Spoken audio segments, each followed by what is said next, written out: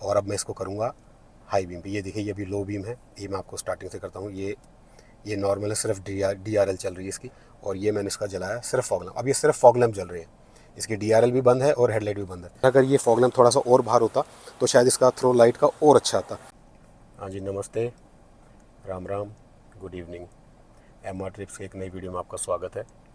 जैसा कि आप सभी ने मेरी पिछली वीडियोस में खूब कमेंट्स डाले कि टियागो की हेडलाइट का थ्रो, इसकी ग्राउंड क्लियरेंस और इसका कैमरे का रात को कैसा क्या व्यू है, साइड वाले ORVM में इसका कैमरा कैसा काम करता है, उसी के बारे में आज की वीडियो मैं आपके लिए बना रहा हूँ।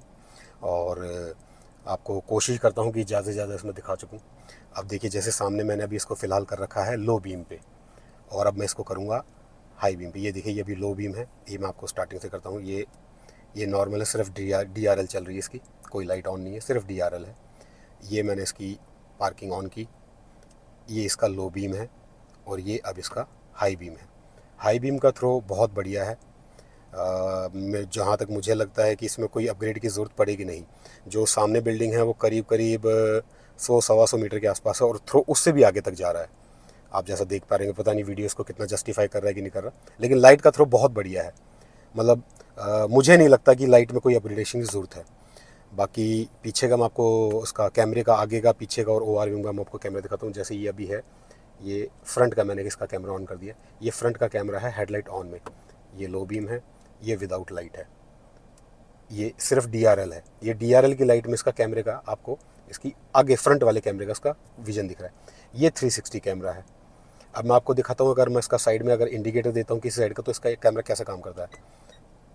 ये देखिए, ये सिर्फ जो ORVM के ऊपर जो एक इंडिकेटर की जो ऑरेंज वाली लाइट लगी हुई है, उसी की लाइट से जितना कैमरा इसको व्यू कर सकता है वो आपको दिखा रहा है। मुझे लगता है कि इतना इसका फिजिबल है, ये ठीक है, अच्छा है। ये लेफ़्ट का मैंने आपको दिखाया है और अब मैं आपको दिखाता हूँ इसका रिवर्स का कैमरा। ये बंद कर दिया, ये बंद करते हैं इसको, और ये लगा दिया मैंने रिवर्स। ये रिवर्स का देखिए, रिवर्स का कितनी शानदार इसकी क्लियरिटी है। साथ में 360 चल ही रहा है। 360 में आपको दिखाता हूँ इसका 3D व्यू। ये देखिए बहुत क्लियर है, कोई इतना मतलब ज़्यादा दिक्कत वाली बात है नहीं। जैसे अब देखिए साइड में भी इसका क्लियर दिख रहा है हमारे, जबकि इधर आसपास में कोई लाइट वगैरह है नहीं। ये देखिए बढ़िया इसका व्यू आ रहा है। और क्लियरिटी वाइज मतलब मुझे इसका लगता है मैं सेटिस्फाइड, उसकी क्लियरिटी से मेरे को कोई दिक्कत नहीं है इसकी, ठीक है कैमरा क्वालिटी इसकी। बाकी मैं आपको इसका एक बार सामने से दिखाता हूँ, मैं खुद आगे जाता हूँ गाड़ी के, आप देखिए मैं मेरे इस पर क्या इसमें आपको थ्रो लगता है, कितना इसका क्या है।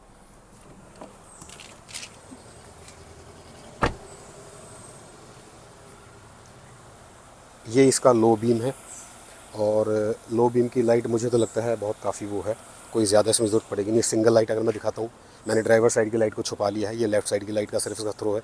देखिए सामने उस तक दिख रहा है आपको, बिल्डिंग तक। और ये अगर लेफ़्ट वाले इसको मैं रोक लेता हूँ तो ये राइट वाले का थ्रो है। ये देखिए ये सिंगल लाइट का थ्रो है सिर्फ। तो थ्रो मेरे हिसाब से तो बहुत बढ़िया थ्रो है, थ्रो में तो कोई कमी इसकी है नहीं।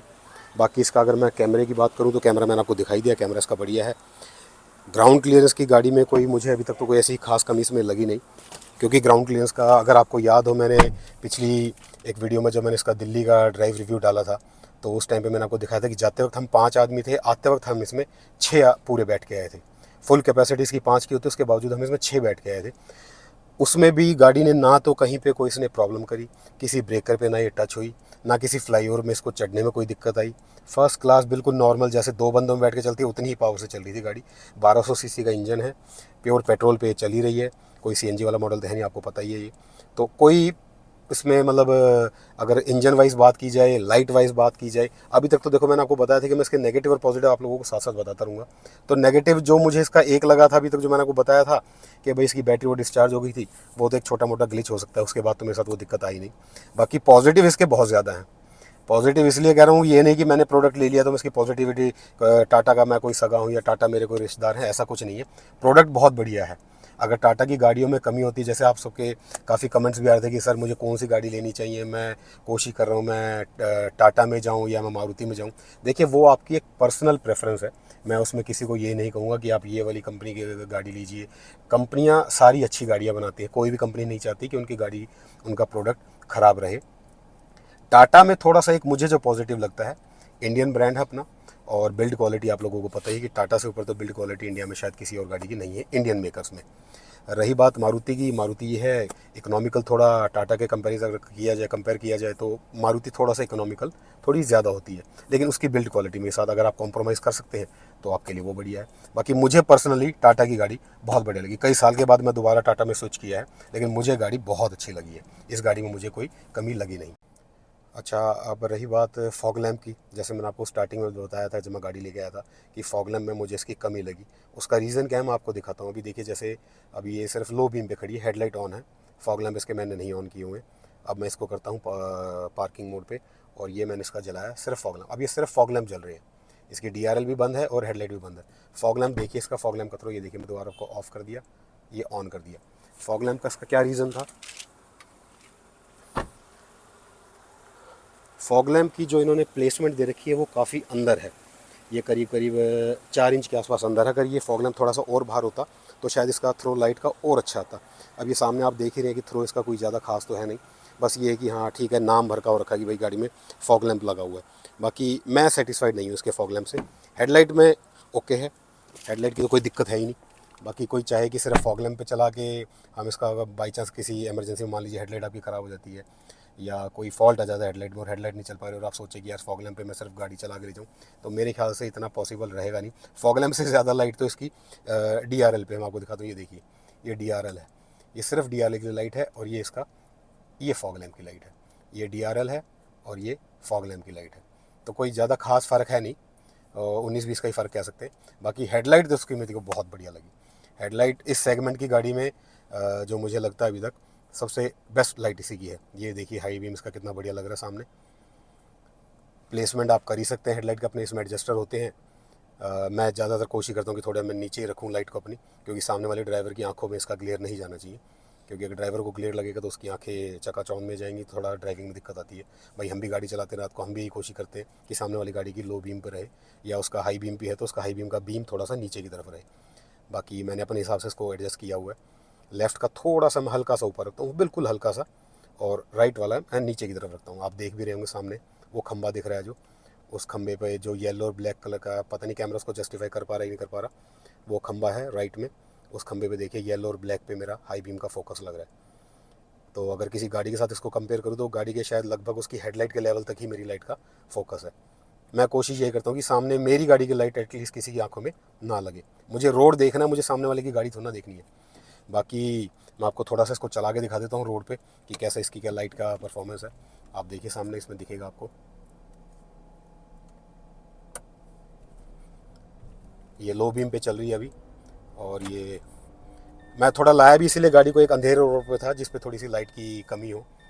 और अभी मैं आपको थोड़ा एक ऐसे रोड पे लेके चलता हूँ जिस पे मिक्स लाइट रहेगी, घरों की लाइट है, कहीं पे स्ट्रीट लाइट है, तो उसका एक मिक्स आपको रिव्यू उसका आ जाएगा सामने की लाइट का कैसे क्या थ्रू है। ये देखिए, ये अभी इसका लो बीम है, सामने स्ट्रीट लाइट भी है, ये मैंने हाई बीम किया। वो सामने ट्रक खड़ा है, आपको दिख रहा होगा उसके ऊपर जो रिफ्लेक्टर लगे हो, रिफ्लेक्टर चमक रहा है, ये लो बीम कर दिया। तो लाइट तो बहुत बढ़िया है इसकी, लाइट में कोई दिक्कत नहीं है।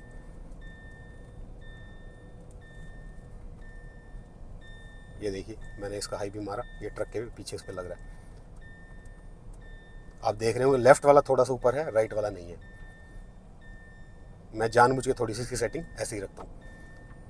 तो लाइट की तो भाई कोई कमी है नहीं, लाइट बिल्कुल फर्स्ट क्लास है। अगर रेटिंग की बात करूँ मैं पर्सनल लेवल पे कि भाई 10 में से क्या रेटिंग दी जाएगी, तो मैं इसको 9 रेटिंग ज़रूर दूंगा, क्योंकि लाइट का थ्रो बहुत अच्छा है, बहुत अच्छा थ्रो है।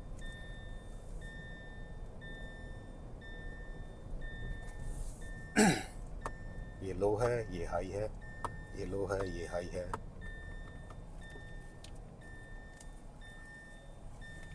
अब ज़्यादातर लोग करते क्या हैं कि वो नॉर्मल हेडलाइट में जो अपनी रिफ्लेक्टर लाइट होती है उसमें एलईडी लगवा लेते हैं। वो एलईडी लगवा तो लेते हैं उसमें, लेकिन एलईडी का अगर आप लोगों ने नोटिस किया हो कि वो रोशनी तो बहुत दिखाती है कि हाँ बहुत ज़बरदस्त रोशनी है, लेकिन उसका जो एक थ्रो होता है लाइट का, वो थ्रो बिल्कुल उसका वर्स्ट हो जाता है। क्योंकि ये मैं खुद एक्सपीरियंस कर चुका हूँ कि रिफ्लेक्टर में जब आप एलईडी लगाते हैं तो उसमें रिफ्लेक्टर उतना, जो एक नॉर्मल हेलोजन में जो उसका बीम बनता है लाइट का, जिसे बोलते हैं ना लाइट का एक डंडा चलता है ऐसे, हाई लो में, तो उसमें आपको क्लियर दिखता है हेलोजन में। लेकिन जब आप उसमें एलईडी लगा देते हैं तो रोशनी तो बहुत कर देती है गाड़ी के आसपास, लेकिन दूर तक अगर आप चाहें कि उसमें मुझे दूर तक दिखे, वो नहीं होता। इनफैक्ट सामने वाले ड्राइवर को आप उसमें ब्लाइंड ही कर रहे हैं। तो मैं तो यही सजेस्ट करूंगा कि भाई अगर आपके पास नॉर्मल हेडलाइट वाली गाड़ी है जिसमें रिफ्लेक्टर लाइट है, तो उसमें आप एलईडी ना लगवाएं, हेलोजन को ही अपग्रेड कर सकते हैं। कोई रिले लगवा लें, फिलिप्स की रिले वगैरह आती है, उसको आप अपग्रेड करवा सकते हैं। लेकिन एलईडीज़ का इसमें अगर यूज़ ना ही करें तो ज़्यादा अच्छा है। उससे क्या है, आप लोगों की अपनी सेफ्टी है। क्योंकि हमें हाईवे पर जब चलना होता है या किसी ऐसे रोड पर चलना होता है कि हमें दूर तक देखना हो, तो उसमें वो दूर तक नहीं दिखा पाती। ये मैं अपना एक्सपीरियंस बता रहा हूँ आपको। मैं ये नहीं कह रहा कि हर गाड़ी में ऐसा होता होगा, पता नहीं, किसी को भाई अच्छी लगती होगी, वो शायद उसको चलाते भी हैं।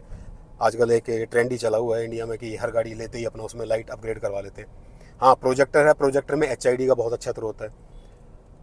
काफ़ी उन्हें, मेरे फ्रेंड्स के साथ भी ये दिक्कत हुई है कि उन्होंने गाड़ी ली, उनमें प्रोजेक्टर हेडलाइट थी, लेकिन कंपनी से उसमें पीछे से हेलोजन आया था।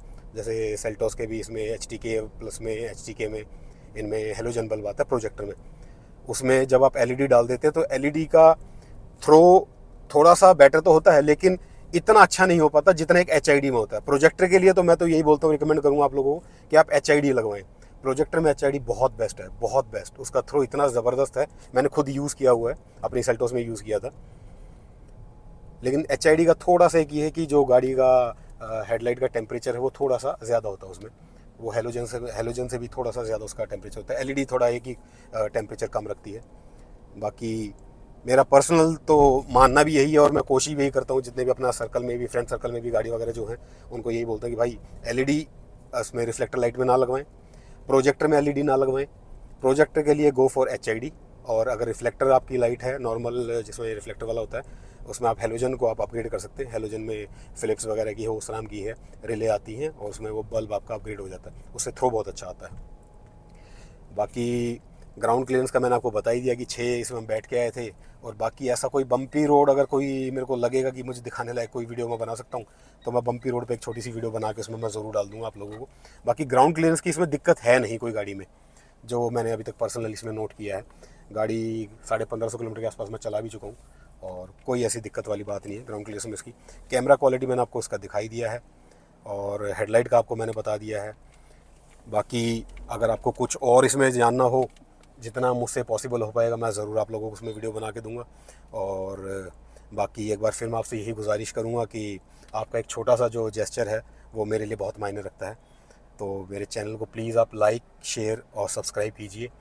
और कमेंट्स के लिए तो आपका हमेशा वेलकम है ही। मैं कोशिश यही करता हूँ कि मैं आप सबको जो आपके कमेंट्स आते हैं उसका मैं जवाब रेगुलरली दूँ, और अच्छे तरीके से दूँ। ये देखिए कैमरा क्वालिटी कितनी बढ़िया थी, पीछे अभी कुत्ता सो रहा था। बहुत बढ़िया क्वालिटी है, बहुत बढ़िया क्वालिटी है। कैमरे से तो मैं बहुत सेटिस्फाइड हूँ, कैमरा का इनफैक्ट पूरी गाड़ी से ही मैं सेटिस्फाइड हूँ यार, सही बताऊँ तो आपको क्लियरली।